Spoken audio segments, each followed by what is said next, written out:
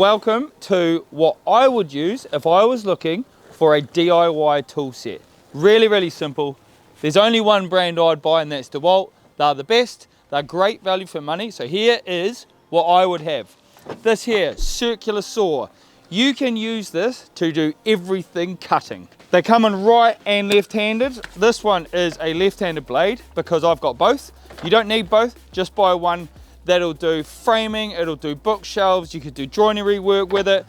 They come with different tooth blades. The higher the number on the blade, the finer the cut will be. So if you were doing joinery stuff, you want a 60 tooth. If you're out ripping down framing work, building a shed, 12, 24 will be fine. Next on, real basic DeWalt impact driver drill set. There's loads of different variations. This one I've had for years.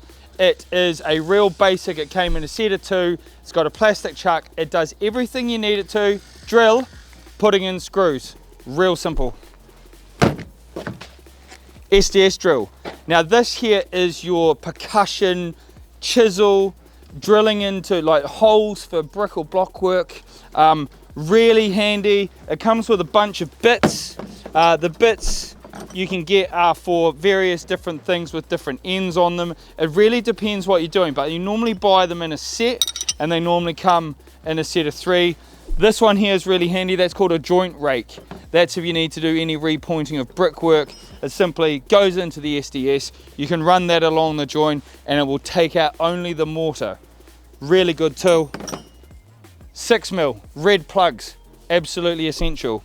From there, the demo saw. It's called a reciprocating saw. You can get loads of different attachments for it. You can turn the blade 90 degrees, so you can cut across it or you can cut down it.